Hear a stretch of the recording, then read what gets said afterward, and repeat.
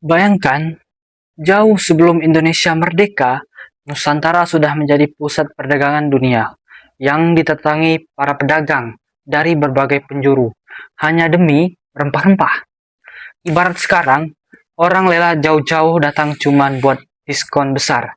Tapi ini diskonnya bau pala dan juga bau cengkeh.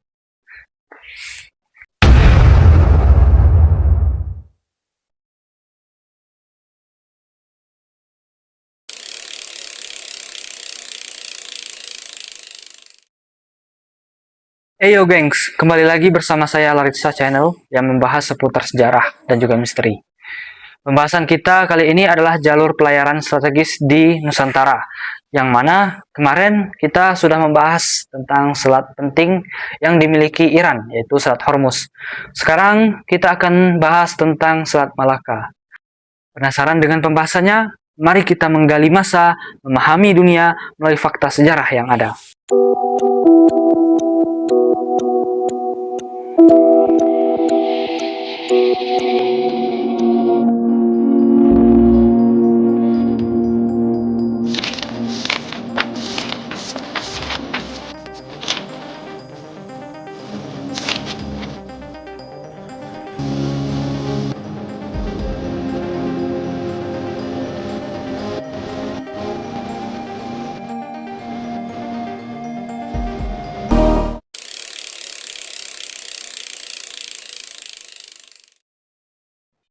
Yang pertama yaitu Sriwijaya, tidak hanya berperan sebagai penguasa jalur laut, tetapi juga sebagai pusat pendidikan dan penyebaran agama Buddha, yang dibuktikan dengan catatan perjalanan pendeta Cina seperti Yi Xing pada tahun 671 Masehi yang singgah di wilayah ini. Salah satu jalur paling penting yang dimiliki Nusantara adalah Selat Malaka, yang sejak dulu jadi jalan tol laut utama perdagangan internasional. Bedanya, kalau sekarang bayar tol itu pakai e-money, dulu bayarnya pakai rempah atau bahkan kekuasaan. Pada masa kerajaan Sriwijaya, jalur perdagangan ini dikuasai dengan sangat kuat, hingga mereka jadi penguasa laut di Asia Tenggara. Kalau diibaratkan sekarang, Sriwijaya itu seperti admin sebuah grup yang bisa approve ataupun kick siapa saja dari jalur perdagangan ini. Seperti Iran sekarang ya guys ya. Oke, barang komoditas utama yang ditransaksikan di Selat Malaka pada masa Sriwijaya adalah rempah-rempah, yaitu berupa lada, cengkeh, pala. Adapun kapur barus yang merupakan komoditas utama daerah Sumatera yang sangat mahal pada saat itu. Yang ketiga yaitu emas dari Sumatera. Selanjutnya gading dan hasil hutan, kemenyan dan juga damar. Selain komoditas utama, barang dari luar yang diperdagangkan yaitu kain dari India, keramik dari Cina, dan juga sutra yang sangat penting tentunya. Yang menjadi ciri khas pada masa ini adalah Sriwijaya yang berperan sebagai pusat transit dan juga distribusi. Di masa Sriwijaya ini, kerajaan Sriwijaya belum berperan sebagai produsen utama. Kita menjadi produsen utama itu pada masa kerajaan Majapahit.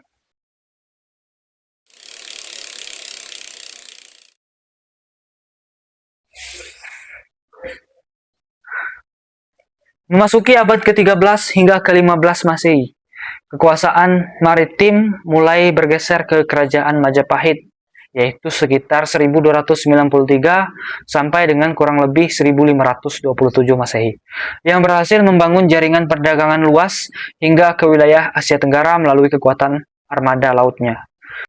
Selain itu, dalam kitab Negara Kertagama yang ditemukan 1365 Masehi, disebutkan bahwa kerajaan Majapahit memiliki pengaruh hingga ke berbagai wilayah di Nusantara, yang menunjukkan adanya kontrol tidak langsung terhadap jalur perdagangan maritim. Karena masa Majapahit sudah memiliki sistem pertanian yang bagus, maka yang menjadi komoditas utama adalah beras yang berasal dari Jawa, sebagai komoditas penting. Yang kedua yaitu garam, yang ketiga rempah-rempah dari Indonesia bagian timur, yang keempat yaitu kayu cendana, yang kelima yaitu hasil kerajinan dan juga bahan logam. Barang dari luar yang turut diperdagangkan di jalur ini yaitu kain dan tekstil dari India, keramik dari Cina, dan juga logam dan barang mewah lainnya. Majapahit tidak hanya sebagai jalur transit, tetapi juga produsen dan juga distributor aktif dalam perdagangan.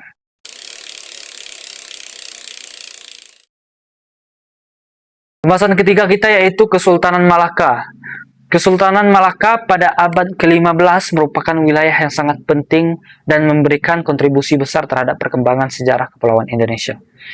Malaka tidak hanya terlibat dalam urusan politik dan perdagangan di wilayah ini, tetapi juga berhasil menjadikannya sebagai pusat penyebaran agama Islam, menjadi tempat berkumpulnya berbagai suku dari berbagai daerah di Nusantara, serta menjadi titik hubungan bilateral antara wilayah-wilayah tersebut, khususnya antara para penguasa di Nusantara. Peningkatan volume perdagangan di kawasan Selat Malaka didasari atas peningkatan jumlah pelayaran yang melintasi jalur tersebut. Hal tersebut didasari atas semakin berkembangnya intensitas hilir mudiknya kapal-kapal dagang lintas samudra yang datang dari berbagai bangsa-bangsa yang ada di dunia, menuju bandar-bandar dagang di kawasan Selat Malaka. Keberadaan aktivitas pelayaran dan perdagangan di kawasan Selat Malaka yang menjadikan wilayah Selat Malaka memiliki nilai ekonomis yang cukup besar. Berbagai barang komoditi perdagangan yang berasal dari berbagai penjuru dunia dituliskan dalam setiap sumber-sumber sejarah maupun karya sejarah yang menyoroti aktivitas transaksi perdagangan di Selat Malaka, seperti kain, teh, kopi, gula, dan juga minyak kelapa atau kopra, hingga komoditi manusia atau budak. Bahkan manusia dijual, geng. Komoditi-komoditi tersebut bukan hanya menjadi primadona dalam pasar internasional, akan tetapi juga memiliki harga jual yang cukup tinggi pula.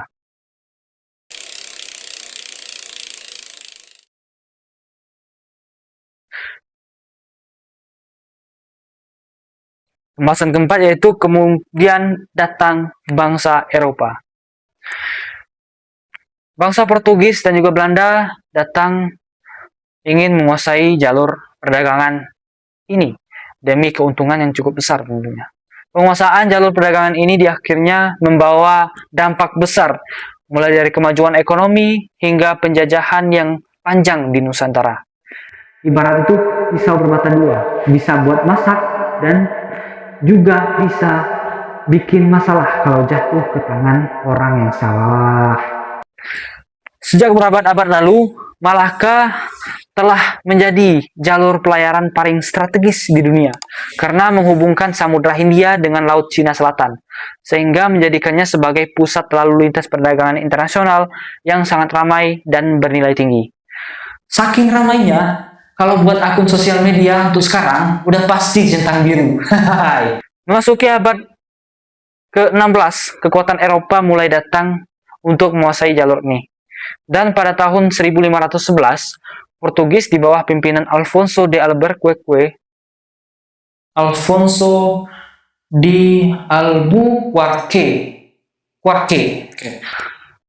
Portugis di bawah pimpinan Alfonso de Albuquerque berhasil menaklukkan Kesultanan Malaka, yang saat itu merupakan pusat perdagangan terbesar di Asia Tenggara. Setelah menguasai Malaka, Portugis berusaha mengendalikan sepenuhnya jalur pelayaran di Selat Malaka dengan menggunakan benteng pertahanan dan menerapkan sistem monopoli perdagangan. Sehingga setiap kapal yang melintas harus tunduk pada aturan dan pajak yang mereka tetapkan. Namun, geng, kebijakan monopoli dan tekanan yang dilakukan Portugis justru membuat banyak pedagang, terutama dari kalangan Muslim, menghindari Malaka dan mencari jalur alternatif lain seperti Aceh dan Banten. Sehingga secara tidak langsung melemahkan dominasi Portugis di kawasan tersebut. Nah, pada awal abad ke-17 muncul kekuatan baru dari Belanda melalui Verenigde Oost-Indische Company atau Kongsi Dagang Hindia Belanda yang sering kita sebut sebagai VOC, yang didirikan pada tahun 1602 dengan tujuan utama menguasai perdagangan rempah-rempah di Asia VOC atau Vereniging de Oostindische Compagnie merupakan nama besar dalam sejarah kolonial dan perdagangan dunia. Awalnya, VOC hanyalah kumpulan pedagang Belanda yang ingin mencari untung di jalur perdagangan rempah-rempah. VOC kemudian berhasil merebut Malaka dari Portugis pada tahun 1641. Dan sejak saat itu mulai mengontrol jalur pelayaran di Selat Malaka dengan pendekatan yang lebih terorganisir dan sistematis dibandingkan dengan negara sebelumnya, yaitu Portugis. Alih-alih hanya mengendalikan kekuatan militer, VOC membangun jaringan perdagangan yang luas, menguasai pelabuhan-pelabuhan penting, serta menerapkan sistem monopoli yang ketat terhadap komoditas utama seperti rempah-rempah. Meskipun Selat Malaka tetap menjadi jalur penting, VOC secara bertahap mengalihkan pusat aktivitas perdagangannya ke Batavia, yaitu Jakarta saat ini. Yang dianggapnya daerah itu memiliki wilayah yang lebih strategis untuk mengontrol wilayah Nusantara lain secara keseluruhan. Setelah VOC dibubarkan pada tahun 1799, akibat kebangkrutan, seluruh wilayah kekuasaannya diambil alih oleh pemerintah Belanda. Sehingga penguasaan terhadap jalur pelayaran di Selat Malaka berlanjut di bawah sistem kolonial yang lebih terpusat. Ya, kalau berurusan dengan kebangkrutan, biasanya yang turun langsung untuk mengatasinya yaitu bos besarnya, gengs. Bangsa-bangsa besar datang silih berganti, mulai dari VOC hingga kekuatan Eropa lainnya. Semuanya punya satu tujuan yang sama, yaitu menguasai jalur. Berarti menguasai dunia. Namun, yang paling penting, kita sebagai generasi sekarang harus sadar bahwa Indonesia sejak dulu bukan wilayah pinggiran, melainkan pusat strategis dunia. Jadi jangan sampai kita justru merasa kecil di negeri yang dulu diperebutkan banyak kekuatan yang besar. Karena kalau dulu mereka berani berlayar ribuan kilometer demi Nusantara, masa ya kita yang sudah tinggal di sini malah ragu untuk maju? Dari sinilah kita belajar bahwa jalur perdagangan maritim bukan sekedar rute laut biasa, tetapi jalur yang menentukan nasib kekuasaan bangsa. Jadi kalau dulu orang rebutan laut, sekarang kita rebutan sinyal wifi. Beda sama tapi sama-sama penting. Jadi tetap belajar, tetap kritis, dan tetap bangga dengan sejarah kita. Karena siapa yang memahami masa lalu, dialah yang lebih siap menghadapi masa depan. Menurut kalian gimana, gengs? Tulis pendapat kalian di kolom komentar, dan jangan lupa subscribe untuk mendukung perkembangan channel ini. Karena sejarah dunia masih terus berlanjut.